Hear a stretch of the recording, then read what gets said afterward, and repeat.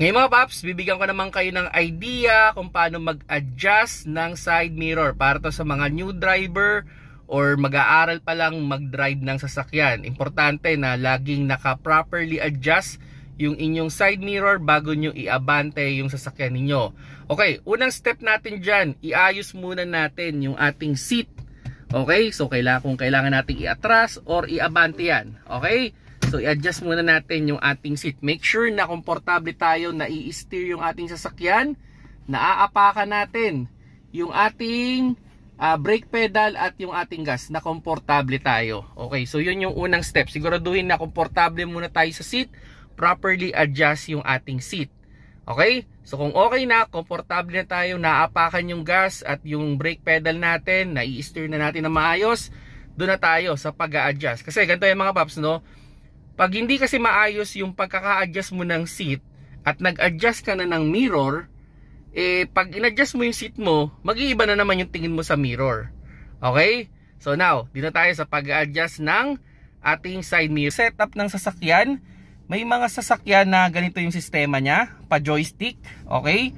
Meron naman yung iba, button. Okay? So depende sa klase. Like ito, pa-joystick to.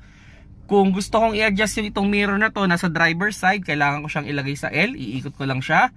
At kung gusto ko namang i-adjust yung dito sa passenger side, ilalagay ko lang siya dun sa R, iikot ko lang siya. Okay? So ano ba yung magandang reference kung mag-a-adjust ka ng mirror? Ang pinakamagandang reference dyan mga paps is yung inyong door handle. So pakita ko sa inyo yung door handle. Dito sa front, yan, kung makikita nyo mga paps, oh, yan, yung door handle na yan. Yan yung magandang reference sa pag-a-adjust ng side mirror. Yan, door handle na yan, ilalagay mo siya dito sa pinakakanto ng inyong side mirror. So halimbawa, yan, o, parang joystick to, iaangat ko lang yan or ibababa. Okay? So halimbawa, ganyan. Okay? So yan natin. Okay? So nandun na tayo sa kabilang edge. Iaangat na natin. Okay? Bawi ng konti. Okay? So yan.